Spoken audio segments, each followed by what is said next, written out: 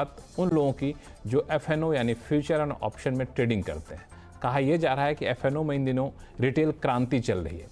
इस सेगमेंट में आम लोगों की बढ़ती दिलचस्पी किसी से छिपी नहीं है। इसमें कम निवेश पर मोटा मुनाफा भी होता है तो मोटा घाटा भी होता है। लेकिन इस मुनाफे और घाटे के खेल में आप कहीं टैक्स को भूल तो नहीं रहे हैं,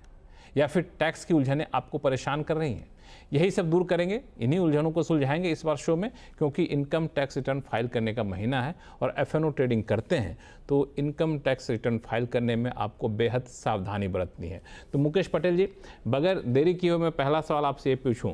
कि चूंकि इसमें प्रॉफिट भी होता है, लॉस भी होता है, तो सबको ये जानना चाहता है कि इसको इनकम के किस हेड में दिखाएं, और दूसरी चीज कि इस पर टैक्स की दरें क्या होती हैं? बिल्कुल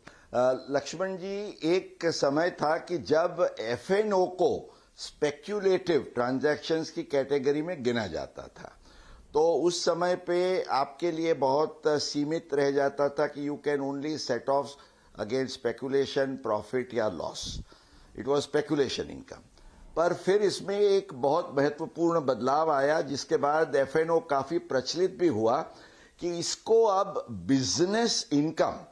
के हेड में गिना जाता है। तो आपको प्रॉफिट या लॉस जो होता है, वो प्रॉफिट एंड लॉस के जो बिजनेस के नियम हैं वो आपको लगेंगे, और जो रेट ऑफ टैक्स है, हालांकि हम जानते हैं कि कैपिटल गेन में भी अब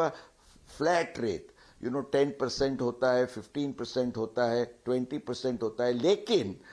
as far as F&O profit is concern, Laxman ji, इसमें आपकी ये प्रॉफिट या इनकम जो भी ब्रैकेट में आती है, वो ब्रैकेट में जो आपको टैक्स लगता है वो ब्रैकेट से आपको टैक्स लगेगा। तो इसमें जो भी आपकी आमदनी होती है वो आपके इनकम टैक्स के ब्रैकेट में जुड़ जाएगा और फिर उसके हिसाब से आपकी टैक्स की देनदारी बनती है। इसमें एक और सवाल मुकेश ये उठता है कि इसमें जो प्रॉफिट एंड लॉस होता है उसको किस तरीके से कैलकुलेट किया जाए, और इसमें अकाउंट मेंटेन करने या फिर ऑडिटिंग वाले नियम भी लागू होते हैं? ये एक बहुत अहम बात आपने पूछी, क्योंकि कई लोगों को एफएनओ में वो ऑपरेट तो करते हैं लेकिन उनको ये नियम मालूम नहीं है। अब जब ये बिजनेस इनकम है तो बिजनेस इनकम के कंप्यूटेशन के रूल्स जो हैं वो आपको लगते हैं। तो सबसे पहले तो आपका कैसे प्रॉफिट तय होता है, टर्नओवर कैसे तय होता है। तो जैसे टर्नओवर को डिटरमिन करने के पॉइंट ऑफ व्यू से जो आपके ट्रेड्स होते हैं एफएनओ के, उसमें जो आपका एब्सोल्यूट प्रॉफिट या लॉस होता है, माना पॉजिटिव और नेगेटिव, वो दोनों फिगर्स का टोटल मिला के जो टोटल बनता है वो आपका टर्नओवर गिना जाएगा, नहीं कि नेट। नेट आप प्रॉफिट गिन सकते हैं लेकिन टर्नओवर में दोनों का टोटल लगता है। अब इसको मध्य रखते हुए आपको सेक्शन 44A(D) जो एक इनकम टैक्स का बहुत इंपॉर्टेंट प्रावधान है, उसके प्रोविजंस ख्याल में रखने हैं कि 44A(D) में जो आपका टर्नओवर होता है उसका आप 6%, अगर चेक से है, कैश में तो सवाल नहीं होता है, उसमें 8% का नियम है, इसमें 6% या उससे ज्यादा प्रॉफिट अगर आप दिखाते हैं तो करीब 3 करोड़ तक भी आपका टर्नओवर है, तो आपको एक विशेष सुविधा यह है कि आपको कोई अकाउंट्स नहीं रखने हैं, आपको कोई ऑडिट की भी आवश्यकता नहीं है। पर अगर इससे कम आप दिखाते हैं तो आपके लिए जरूरी होता है कि आप ऑडिट 44AB में जो है वो करना पड़ता है। आमतौर से जो नियम है 44AB के ऑडिट का, वो 1 करोड़ से ज्यादा टर्नओवर, और अगर 10 करोड़ तक का आपका टर्नओवर है और उसमें ज्यादातर आपका चेक से, माना डिजिटल ट्रांजैक्शन से आप व्यवहार करते हैं, तो भी आप ऑडिट से मुक्त रह सकते हैं। लेकिन ये 6% वाला जो नियम है वो आपको ध्यान में रखना है। और लक्ष्मण जी, इसमें एक लास्ट पॉइंट आपको ये बताऊं कि ख्याल में रखने वाली बात ये है कि जब आप इसको बिजनेस इनकम गिनते हैं तो एफएनओ के आपके प्रॉफिट या लॉस के डिटर्मिनेशन में एक्सपेंसेस जो हैं, खर्च करते हैं आप, उसको भी आप क्लेम कर सकते हैं। और प्रिजम्पटिव स्कीम में गए तो आपको कोई अकाउंट्स रखे बिना भी आपने जो कुछ विड्रॉज किए हैं उसको ध्यान में रखते हुए logically you can claim the expenditure, ये आपके लिए फायदा है। ये आपने बहुत बड़ी बात बताई कि जो आपके खर्च हैं उस खर्च को भी इसमें क्लेम कर सकते हैं, यानी ट्रेडिंग करने में जो बिजनेस माना जा रहा है, इस बिजनेस पे आप जो अलग अलग खर्च करें, जैसे मोबाइल का बिल हुआ या फिर इंटरनेट का खर्च हुआ, अगर किसी स्टाफ का आपने रखा वो खर्च हुआ, तो ये सारी चीज़ें आप यहाँ पे क्लेम कर सकते हैं, बशर्ते कि इस पर खर्च होने का पुख्ता सबूत आपके पास है। तो इसमें अगर, चूँकि काफ़ी सारी बातें आपने बताई मुकेश जी, इसमें अगर मैं मुद्दे की बात पूछूँ, चूँकि इनकम टैक्स रिटर्न फाइल करने का महीना चल रहा है, हर कोई रिटर्न फाइल कर रहे हैं, तो जो लोग एफएनओ ट्रेडर हैं या एफएनओ में ट्रेडिंग करते हैं, तो उनको मोटी मोटी किन किन बातों का ख्याल रखना चाहिए या फिर कहीं क्या सावधानी बरतनी चाहिए जब वो एफएनओ ट्रेडिंग करते हैं तो रिटर्न फाइल करने में? एक तो जैसे मैंने आपको बताया लक्ष्मण जी कि जब आप एफएनओ में काम करते हैं तो ITR 1 और ITR 2 आपके केस में वो वर्जित हो जाते हैं, बिकॉज बिजनेस इनकम है तो आपको ITR 3, या अगर आप प्रिजम्पटिव इनकम की स्कीम में इसको आपके शर्त सब नियम लागू पड़ते हैं तो ITR 4 जो सुगम है, काफी एक सहज रिटर्न है, आपके लिए सुगम है, ITR 4 वो भी भर सकते हैं। पर ये आपको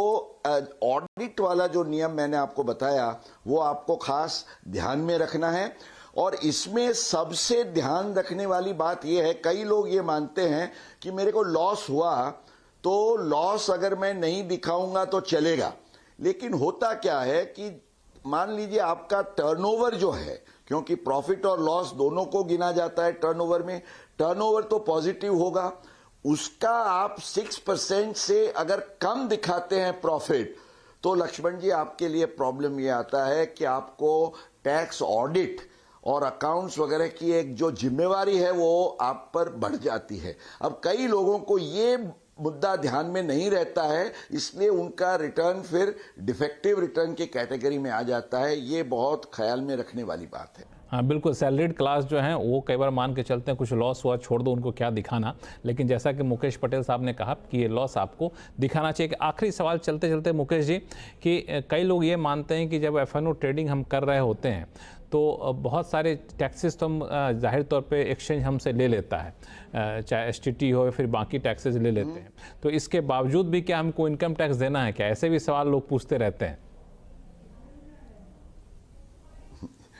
जैसे मैंने आपको बताया कि एफएनओ पर ऑब्वियसली मार्केट के नियम लागू पड़ते हैं, तो टैक्सेस तो जो लगने हैं वो लगेंगे। आपको ये ख्याल रखना है, मैंने लक्ष्मण जी हमारे टैक्स गुरु के आज के कार्यक्रम का जो सबसे बड़ा संदेश है ये है, लोग ये मानते हैं कि भाई एफएनओ किया, लॉस हुआ, नहीं दिखाएंगे चलेगा, ITR 1, 2 भर दिया, निकल गए। ये बिल्कुल गलत है, क्योंकि अगर आप गलत रिटर्न करते हैं, गलत डेक्लेरेशन फाइल करते हैं और आपका एफएनओ का जो भी टर्नओवर और उसके आधार से प्रॉफिट या लॉस डिटरमिन करने के नियम का पालन नहीं करते हैं, तो आपके लिए समस्याएं खड़ी हो सकती है। चलते आपको बहुत ख्याल में रखना है। चलते चलते मुकेश जी, इस मुद्दे पे एक आखिरी सवाल कि एफएनओ में अगर कोई लॉस होता है तो क्या उस लॉस को कैरी फॉरवर्ड कर सकते हैं? जी बिल्कुल कर सकते हैं लक्ष्मण जी। मैंने जैसे बताया ये स्पेकुलेटिव लॉस नहीं है, ये आपका नॉर्मल लॉस है। ख्याल में ये रखिए, जिस साल में आपका एफएनओ का लॉस है वो लॉस तो आप अपनी और कोई भी इनकम, सैलरी के इनकम के सिवा उसको सेट ऑफ कर सकते हैं। मान लीजिए आपका 50,000 का एफएनओ का लॉस है और आपका और कोई कैपिटल गेन है या इंटरेस्ट है, उसके सामने आप सेट ऑफ कर सकते हैं। कोई रह जाता है तो उसको कैरी फॉरवर्ड करके, कैरी फॉरवर्ड में अगेंस्ट बिजनेस लॉस, लेकिन सेट ऑफ में सैलरी के सिवा और कोई भी इनकम के सामने आप सेट ऑफ कर सकते हैं। ये बहुत ख्याल में रखने वाली बात, ये बड़ा फायदा है। चलिए, बहुत बहुत धन्यवाद इस पूरे एफएनओ ट्रेडिंग